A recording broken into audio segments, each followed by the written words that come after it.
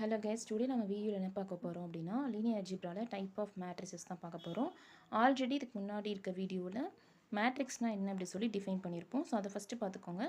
Suppose அது பார்க்கல அப்படின்னா ஒரு சின்னதாக ஒரு கிளாரிஃபை பண்ணிக்கிறேன் அது என்னன்னு சொல்லி, மேட்ரிக்ஸ்னால் என்ன அப்படி சொல்லி ஃபஸ்ட்டு பார்த்துப்போம். அதுக்கப்புறம் நம்ம டைப்ஸ் ஆஃப் மேட்ரிசஸ் பார்ப்போம். ஓகேவா? ஸோ மேட்ரிசஸ்னால் என்ன அப்படின்னா வந்து சிம்பிளாக சொல்லணும்னா செட் ஆஃப் எம்என் நம்பர்ஸ் வந்து m rows and n columns வச்சுருந்துச்சு அப்படின்னா அதே வந்து என்ன சொல்லுவாங்க அப்படின்னா மேட்ரிக்ஸ்ன்னு சொல்லுவாங்க. So first rose and columns என்ன தெரிஞ்சுப்போமா? இப்போ இந்த எக்ஸாம்பிளுக்கு இந்த மேட்ரிக்ஸ் எடுத்துப்போம். ஓகேவா? இந்த மேட்ரிக்ஸ் வந்து நான் என்ன எடுத்துக்கேன்னா 2x2 மேட்ரிக்ஸ், அதாவது 2 ரோஸ் அண்டு 2 காலம்ஸ் இருக்கிறதையும் 2x2 மேட்ரிக்ஸ்னு சொல்லுவோம். ஓகேவா? இந்த மாதிரி ஒரு மேட்ரிக்ஸ் எடுத்துக்கிறேன். இதில் எது ரோ அப்படின்னு சொல்லி பார்த்தோம்னா இந்த மாதிரி இது ஹரிசாண்டலாக இருக்கிறதுலாம் ரோன்னு சொல்லுவோம். ஓகேவா? அப்போ A11 A12ன்றது ஃபஸ்ட்டு ரோ, செகண்ட் ரோ வந்து A21 A22ன்றது செகண்ட் ரோ அப்படி சொல்கிறோம். ஓகேவா? இதுவே காலம்னா என்னென்னா ஃபஸ்ட்டு காலம் வந்து A11 A21, செகண்ட் காலம் வந்து A12 A22. ஓகேவா? ஸோ பொதுவாக வந்து என்னது ஹரிசாண்டலாக இருக்கிறத நம்ம ரோஸ்ன்னு சொல்லுவோம், வேர்ட்டிக்கலாக இருக்கிறத என்ன சொல்லுவோம் அப்படின்னா காலம் அப்படின்னு சொல்லுவோம். இது ஃபஸ்ட்டு காலம், இது வந்து செகண்ட் காலம் அப்படி சொல்லுவோம். இது வந்து ஹரிசாண்டலாக இருக்கிறத first row and second row அப்படி சொல்லுவோம். ஓகேவா? இப்படி தான் பொதுவாக வந்து ரோஸ் அண்ட் காலம்ஸை ஃபஸ்ட்டு தெரிஞ்சுக்கணும். ஓகேவா? ஐன்றது ரோவை டினோட் பண்ணும் அண்ட் ஜேன்றது காலமை டினோட் பண்ணும். ஓகேவா? அதாவது ஒரு எலமெண்ட் வந்து எந்த பிளேஸில் இருக்குது அப்படின்றத காட்டுறதுக்கு தான் இந்த ஐஜேன்றதை பொதுவாக வச்சுருக்காங்க. ஓகேவா? இப்போ A11 எடுத்துக்கோங்களேன். ஃபஸ்ட்டு ரோவில் 11ன்றது ஃபஸ்ட்டு ஐன்றது என்ன சொன்னோம்? ரோன்னு சொன்னோமா? ஜேன்றது காலமை டினோட் பண்ணணும் சொன்னோமா? அப்போ இங்கே என்ன இருக்குது? ஐ வந்து 1ன்னு இருக்குது. அப்படி தானே? இங்கே ஐ வந்து 1 இருக்குது, ஜே ஆல்சோ 1 இருக்குது. அப்போ ஃபஸ்ட்டு ரோவில் ஃபஸ்ட்டு காலமில் இருக்க எலமெண்ட் தான் A11. இங்கே என்ன இருக்குது? ஐ வந்து 1 இருக்குது, ஜே வந்து 2 இருக்குது. அப்போ ஃபஸ்ட்டு ரோவில் செகண்ட் காலமில் இருக்கிறது என்னது? A12 அப்படி சொல்கிறாங்க. A21 என்னது? ஐன்றது 2, ஜேன்றது 1. செகண்ட் ரோவில் ஃபஸ்ட்டு காலமில் இருக்கிறது A21. அதே மாதிரி A22ன்றது I equals to 2, J equals to 2. Second ரோவில் செகண்ட் காலமில் இருக்கிறது A2. இது எதுக்கு நம்ம தெரிஞ்சுக்கணும் அப்படின்னா அதாவது இதுக்கப்புறம் வரப்போகிற மேட்ரிசஸ்லாம் வந்து நம்ம எக்ஸ்பிளைன் பண்ணுறப்ப இது ஈஸியாக இருக்கும். ஓகேவா? அதுக்காண்டி தான் இது வந்து நான் சொல்கிறேன். இந்த ஐஜின்றது வந்து ஐஜேத் எலமெண்ட் அப்படின்னு சொல்லுவாங்க. இப்போ இது வந்து A12 அப்படின்றது என்னென்னா A12 அப்படின்றது 1/2 எலமெண்ட் அப்படி சொல்லி போடலாம். ஓகேவா? இது வந்து சும்மா தெரிஞ்சுக்கணுன்றக்காண்டி தான். மற்றபடி இந்த கான்செப்டை மட்டும் புரிஞ்சுக்கோங்க. அதாவது இந்த எலமெண்ட் எங்கே இருக்குது அப்படின்றது தெரிஞ்சுக்கணுன்றக்காண்டி. லைக் வந்து இப்போ நான் ஒரு எக்ஸாம் எடுத்துக்கிறேன். 1 2 3 4 அப்படி சொல்லி மேட்ரிக்ஸில் கொடுக்குறோம். இதில் வந்து A21 எந்த எலமெண்ட் அப்படின்னு சொல்லி கேட்டால் என்ன சொல்லுவோம்? இது வந்து என்ன கொடுத்துருக்கு? ஐன்றது வந்து ரோவை டினோட் பண்ணும், ஜேன்றது வந்து காலம் டினோட் பண்ணும். நம்ம ஆல்ரெடி பார்த்துருக்கோம். இங்கே ஐ வந்து என்னது? ஐ வந்து 2, ஜே வந்து 1. அப்போ என்னது? செகண்ட் ரோ ஃபஸ்ட்டு காலம். ஓகேவா? அப்போ செகண்ட் ரோ இது செகண்ட் ரோ. இது செகண்ட் ரோவில் ஃபஸ்ட்டு காலம் இது ஃபஸ்ட்டு காலம். ஓகேவா? அப்போ இப்படி ரெண்டும் போட்டால் இது இந்த வேல்யூ வருது. அப்போ 3 இதே வந்து என்னது அப்படின்னா A21 3. புரியுதா? இதை வந்து தெரிஞ்சு வச்சுக்கோங்க. இதுக்கப்புறம் நம்ம டைப் ஆஃப் மேட்ரிசஸ் பார்க்குறப்ப இது வந்து நம்ம அவங்களுக்கு ஈஸியாக புரியணுன்றக்காண்டி அதை சொல்கிறேன். ஓகேவா? ஓகே, இப்போ நம்ம வந்து டைப்ஸ் ஆஃப் மேட்ரிசஸ்க்குள்ளே போவோம். ஃபஸ்ட்டு ஸ்கொயர் மேட்ரிக்ஸ்னால் என்னென்னு பார்ப்போம். ஓகேவா?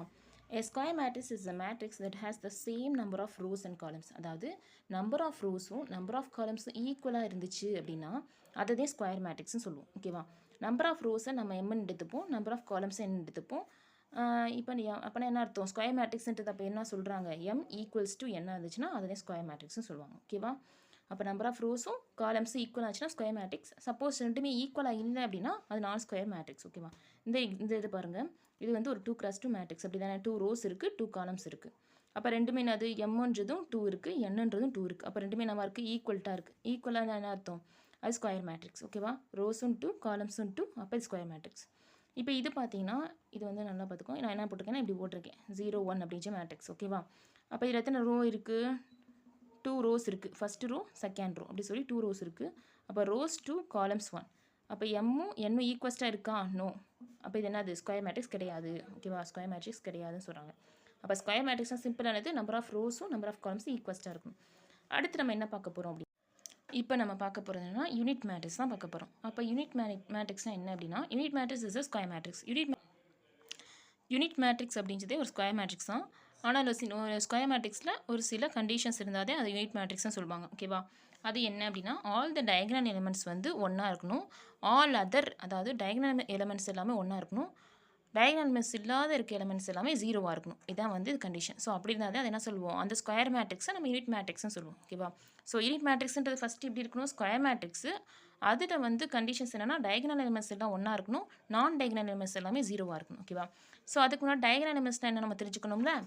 அதாவது இப்போ வந்து நான் எப்போவுமே இந்த மேட்ரிக்ஸை நான் சாம்பிள் எடுக்கிறேன்னு வச்சுக்காதீங்க. ஜஸ்ட் வந்து உங்களுக்கு சொல்லித்தரக்கான 2x2 மேட்ரிக்ஸ் எடுத்துக்கிறேன். இல்லாட்டி 3x3யும் எடுத்துக்கலாம், எது வேணால் எடுத்துக்கலாம். அதாவது இந்த மேட்ரிக்ஸ் இருக்குமா, A11 A12 A3ன்னு இதில் வந்து நம்ம I and J ஈக்குவல்ஸ்டாக இருக்குது எல்லாமே நான் டயகனல் எலிமெண்ட்ஸ் அப்படி சொல்லுவோம். ஓகேவா? அப்போ என்னது இதில் எதெல்லாம் ஐயும் ஜேவும் ஈக்குவலாக இருக்குது, ஐன்ற நம்ம ஆல்ரெடி பார்த்தோம். ஃபஸ்ட் இது ஐயை டினோட் பண்ணும், செகண்ட் வந்து ஜேவை டினோட் பண்ணும். அப்போ A11 A22ன்றதே டயகனல் எலிமெண்ட்ஸ். ஓகேவா? ஏன்னா ஐன்றதும் ஜேன்றதும் 1, அதே மாதிரி இங்கேயும் ஐயும் ஜேவும் வந்து 2 அப்படி சொல்லியிருக்காங்க. அப்போ ரெண்டுமே ஈக்குவலாக இருக்குது. அப்போ இதுதான் என்னது டயகனல் எலிமெண்ட்ஸ். அப்போ ஒரு மேட்ரிக்ஸில் டயகனல் எலிமெண்ட்ஸ் எப்படி ஃபைன் பண்ணணும் உங்களுக்கு புரிஞ்சுக்கணும்னு நினைக்கிறேன். அந்த பிளேஸில் மட்டும் 1 இருக்கணும்னு சொல்கிறாங்க. அதர்வைஸ் மற்ற பிளேஸ் எல்லாமே வந்து நமக்கு ஜீரோவாக இருந்துச்சுன்னா தான் அதை யூனிட் மேட்ரிக்ஸ்ன்னு சொல்லுவோம். ஓகேவா? அப்போ என்ன சொல்லியிருக்காங்க, நம்ம உள்ளே இருக்க எலிமெண்ட்ஸில் ஐ அண்ட் ஜே வந்து ஈக்குவஸ்டாக இருக்க எலிமெண்ட்ஸ் எல்லாமே ஒன்றா இருக்கணும். I not equals to J இருக்க பிளேஸ் எல்லாம் ஜீரோவாக இருக்கணும். இந்த எக்ஸாம்பிள் பார்த்தீங்கன்னா இங்கே 2x2 மேட்ரிக்ஸ் என்ன இருக்குது, இங்கே என்ன இருக்குது, A11 பிளேஸில் 1 இருக்குது, அதே மாதிரி A22 பிளேஸில் வந்து 1 இருக்குது, அதர் பிளேசஸ்லாம் ஜீரோவாக இருக்குது. இங்கே 3x3 மேட்ரிக்ஸ் என்ன இருக்குது, A11 A22 A33 எல்லா பிளேஸும் 1 இருக்குது, அதர் எலிமெண்ட்ஸ் எல்லாமே ஜீரோவாக இருக்குது. புரியுதா? ஸோ டயகனல் எலிமெண்ட்ஸ் மட்டும் என்ன இருக்கணும் அப்படின்னா 1 இருக்கணும், அதை தவிர்த்திருக்க எல்லா எலிமெண்ட்ஸும் வந்து ஜீரோவாக இருக்கணும். அப்படி இருந்துச்சுன்னா அது யூனிட் மேட்ரிக்ஸ்னு சொல்லுவாங்க. ஓகேவா? ஸோ யூனிட் மேட்ரிக்ஸ் கண்டிப்பாக புரிஞ்சுக்கும்னு நினைக்கிறேன். நெக்ஸ்ட் நம்ம நல் மேட்ரிக்ஸ் தான் என்ன பார்க்க போகிறோம். ஓகேவா? A matrix in which all the elements are zero. நம்ம நல் மேட்ரிக்ஸ்னால் தெரிஞ்சது கொஸ்டின்லேயே தெரியுது. எல்லா எலிமெண்ட்ஸுமே ஒரு மேட்ரிக்ஸில் இருக்க எல்லா எலிமெண்ட்ஸுமே ஜீரோ ஆச்சுன்னா அதை தான் நல் மேட்ரிக்ஸ்னு சொல்லுவாங்க. ஓகேவா? லைக் 0,0 இது வந்து என்னது 2x1 மேட்ரிக்ஸ் எல்லாமே ஜீரோவாக இருக்குது. ஸோ இதுவும் நல் மேட்ரிக்ஸ் தான், இதுவும் நல் மேட்ரிக்ஸ் தான். இது வந்து 1x1 மேட்ரிக்ஸு, இது என்னது, இது ஒரு நல் மேட்ரிக்ஸ் தான். So one cross one matrix இதில் ஒரே ஒரு ரோவும் ஒரே ஒரு காலமும் இருக்குது. ஸோ இதுவும் ஆல்சோ வந்து நல் மேட்ரிக்ஸ் தான், பிகாஸ் இதுக்கு எலமெண்ட் என்னவா இருக்குது, ஜீரோவாக இருக்குது. ஓகேவா? ஓகே, இப்போ நெக்ஸ்ட் அப்பர் ட்ரையாங்குலர் மேட்ரிக்ஸ் என்ன பார்க்க போகிறோம். A square matrix in which all the elements below the main diagonal are zero. First main டயகனல்னா என்ன, இந்த டயகனல் எலிமெண்ட்ஸ்தே மெயின் டயகனல்னு சொல்கிறாங்க. மெயின் டயகனல்னு சொல்லலாம், அப்படி இல்லாட்டி பிரின்சிபல் டயகனல்னு சொல்லலாம். ஓகேவா? ஸோ டயகனல் எலிமெண்ட்ஸ் ஆல்ரெடி நம்ம பார்த்துருப்போம். இந்த டாப்லேருந்து இந்த பாட்டம் வரை இருக்க கிராஸில் இருக்க இந்த வேல்யூஸ் எல்லாமே என்னது டயகனல் எலிமெண்ட்ஸ்னு சொல்லுவோம். ஓகேவா? ஸோ அவங்க கூட இதுக்கு டெஃபினேஷன் பண்ணினது டயகனல் எலிமெண்ட்ஸ்க்கு கீழே இருக்க எலிமெண்ட்ஸ் எல்லாமே ஜீரோவாக இருந்துச்சு அப்படின்னா அது அப்பர் ட்ரையாங்குலர் மேட்ரிக்ஸ்னு சொல்லுவாங்க. ஓகேவா? ஸோ அப்போ இது என்னது அப்பர் ட்ரையாங்குலர் மேட்ரிக்ஸ், இது என்னது அப்பர் ட்ரையாங்குலர் மேட்ரிக்ஸ். ஓகேவா? இவங்க சொல்லியிருக்கிறது என்னென்னா இந்த டயகனல் எலிமெண்ட்ஸ்க்கு கீழே இருக்க எலிமெண்ட்ஸ் எல்லாமே ஜீரோவாக இருக்கணும்னு சொல்லியிருக்காங்களே தவிர இந்த டயகனல் எலிமெண்ட்ஸில் ஜீரோ இருக்கக்கூடாதுன்னு சொல்லவே இல்லை. அப்படி தானே? ஒன்லி அவங்க கொடுத்துருக்குது இந்த கீழே இருக்கிறது ஜீரோவாக இருக்கணும். ஸோ அதை மட்டும் நம்ம பார்த்தா போதும். அப்போ இது ஃபுல்லாக ஜீரோவாக இருக்குது. அப்படி தானே? இங்கே மேலே இருக்கலாம் நம்ம நோட் பண்ணணும் அவசியம் இல்லை. இது கீழே இருக்க ஜீரோவாக தான் போதும். அப்போ இதுவும் என்னது, இதுவும் அப்பர் ட்ரையாங்குலர் மேட்ரிக்ஸ் தான். ஓகேவா? சப்போஸ் இந்த டயகனல் எலிமெண்ட்ஸும் ஃபுல்லாகவே ஜீரோ ஆச்சா அப்போ அதை என்ன சொல்லுவோம் அப்படின்னு சொல்லி பார்த்தோம்னா அதை ஸ்ட்ரிக்ட் அப்பர் ட்ரையாங்குலர் மேட்ரிக்ஸ்னு சொல்லுவோம். ஓகேவா? டெஃபினேஷன் பாருங்கள். Square matrix in which all the elements on and below the main diagonal are zero. அதாவது பார்த்ததில் நம்ம டயகனல் எலிமெண்ட்ஸ்க்கு கீழே இருக்க எலிமெண்ட்ஸ் மட்டும் ஜீரோ ஆச்சுன்னா அது அப்பர் ட்ரையாங்குலர் மேட்ரிக்ஸ்னு பார்த்தோமா. பட் இங்கே டயகனல் எலிமெண்ட்ஸும் சேர்த்து ஜீரோவாக இருந்துச்சு, டயகனல் எலிமெண்ட்ஸ் அண்ட் அது கீழே இருக்க எல்லாமே ஜீரோவாக இருந்துச்சு அப்படின்னா அதை வந்து ஸ்ட்ரிக்ட் அப்பர் ட்ரையாங்குலர் மேட்ரிக்ஸ்னு சொல்லுவோம். ஓகேவா? சிம்பிள் தானே? இதே மாதிரி லோயர் ட்ரையாங்குலர் மேட்ரிக்ஸ்னால் என்ன அப்படின்னா அங்கே வந்து பிலோ த மெயின் டயகனல் எலிமெண்ட்ஸ்னால் ஜீரோ ஆச்சுன்னா அப்பர் ட்ரையாங்குலர் மேட்ரிக்ஸ்னு பார்த்தோம். இங்கே வந்து above the main diagonal are zero ஆச்சுன்னா இது லோயர் ட்ரையாங்குலர் மேட்ரிக்ஸ். ஓகேவா? அப்போ இது என்னது, அப்போ அபோவ் த டயகனல் எலிமெண்ட்ஸ் இங்கே என்னது 2x2 மேட்ரிக்ஸில் டயகனல் எலிமெண்ட்ஸ் இதுக்கு அபோவில் இருக்க எலிமெண்ட்ஸ் வந்து ஜீரோ ஆச்சுன்னா அது என்ன சொன்னாங்க லோயர் ட்ரையாங்குலர் மேட்ரிக்ஸ். இப்போ அபோவில் இருக்க ஜீரோ இருக்கா, எஸ் ஜீரோ இருக்குது. அப்போ இது என்னது, இது வந்து லோயர் ட்ரையாங்குலர் மேட்ரிக்ஸ். அதே மாதிரி 3x3 மேட்ரிக்ஸை பாருங்கள். டயகனல் எலிமெண்ட்ஸ் இதுக்கு எபோவில் இருக்க இந்த எலிமெண்ட்ஸ் வந்து ஜீரோவாக இருக்குது. அப்போ இது என்னது லோயர் ட்ரையாங்குலர் மேட்ரிக்ஸ். அப்போ பார்த்த மாதிரி அப்பர் ட்ரையாங்குலர் மேட்ரிக்ஸை டயகனல் எலிமெண்ட்ஸ் வந்து ஜீரோவாக இருந்துச்சுன்னா என்ன சொல்லியிருந்தோம், ஸ்ட்ரிக்ட் அப்பர் ட்ரையாங்குலர் மேட்ரிக்ஸ்னு சொன்னோம். அப்படி தானே? அதே மாதிரி இங்கே வந்து டயகனல் எலிமெண்ட்ஸும் சேர்த்து ஜீரோவாக இருந்து அதுக்கு மேலே இருக்க எலிமெண்ட்ஸும் ஜீரோவாக இருந்துச்சுன்னா அதை ஸ்ட்ரிக்ட் லோயர் ட்ரையாங்குலர் மேட்ரிக்ஸ் அப்படின்னு சொல்லுவோம். ஓகேவா? ஸோ புரிஞ்சுதா? Upper triangular matrix and lower triangular matrix, strict upper triangular matrix, strict lower triangular matrix, எல்லாமே ரொம்ப சிம்பிள் தான். ஸோ புரிஞ்சுக்கணும்னு நினைக்கிறேன். நெக்ஸ்ட்டு வந்து நம்ம என்ன பார்க்க போகிறோம் அப்படின்னா டயகனல் மேட்ரிக்ஸ். ஓகேவா? ஸோ நம்ம ஆல்ரெடி டயகனல்னால் என்ன பார்த்தாச்சு. ஸோ உங்களுக்கே தெரிஞ்சிருக்கும். டயகனல்னால் என்னது, நடுவில் இருக்க இந்த டாப்பில் டாப்பில் இருக்க இந்த எலமெண்ட்லேருந்து கீழே பாட்டமில் இருக்க இந்த எலமெண்ட் வரை கிராஸில் இருக்க வேல்யூஸ் தான் நம்ம டயக்னல் பார்த்துருக்கோம் அப்படி தானே. அப்போ என்ன சொல்லியிருக்காங்க, square matrix whose elements above and below the principal diagonal are all 0 அப்படி சொல்லுவாங்க. அப்போ என்ன சொல்கிறாங்க, இந்த டயக்னல் எலமெண்ட்ஸ்க்கு மேலே இருக்க எலமெண்ட்ஸும் கீழே இருக்க எலமெண்ட்ஸ் ரெண்டுமே 0வாக இருந்துச்சுன்னா அதை என்ன சொல்லுவாங்க அப்படின்னா டயக்னல் மேட்ரிக்ஸ்னு சொல்லுவாங்க.